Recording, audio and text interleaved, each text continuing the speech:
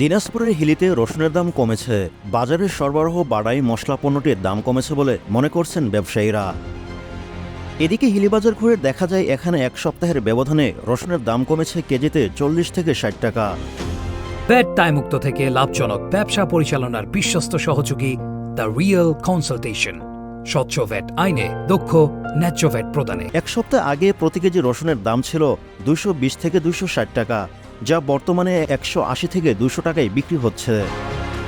অন্যদিকে আমদানিকৃত চায়না রসুন আগে 240 টাকায় বিক্রি হয়েছে, যা বর্তমানে বিক্রি হচ্ছে 180 টাকায়। এছাড়া হিলিবাজারের প্রতিটি দোকানে প্রয়োজনীয় রসুন রয়েছে। এ বিষয়ে হিলিবাজারের রসুন বিক্রেতা আবুল হাসনাত গণমাধ্যমকে বলেন, বর্তমানে বাজারে রসুনের সরবরাহ বৃদ্ধি পাচ্ছে। নাটোর সহ দেশের বিভিন্ন অঞ্চল থেকে দেশীয় রসুন আসতে শুরু করেছে। এছাড়াও আমদানিকারকরা চীন থেকে রসুন আমদানি শুরু করেছে। এতে মোকামের চাহিদার তুলনায় পণ্যটির সরবরাহ বাড়ায় দাম কমতে শুরু করেছে।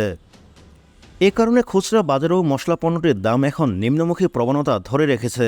জাতীয় ভোক্তা অধিকার সংরক্ষণ অধিদপ্তর দিনাজপুরের সহকারী পরিচালক মমতাজ বেগম গণমাধ্যমকে বলেন, কৃত্রিম সংকট সৃষ্টি করে কোনো পণ্যের দাম যেন ব্যবসায়ীরা না বাড়াতে পারে, সেজন্য আমাদের দপ্তর পক্ষ থেকে দায়িত্বপূর্ণ এলাকায় নিয়মিত অভিযান পরিচালনা করা হচ্ছে।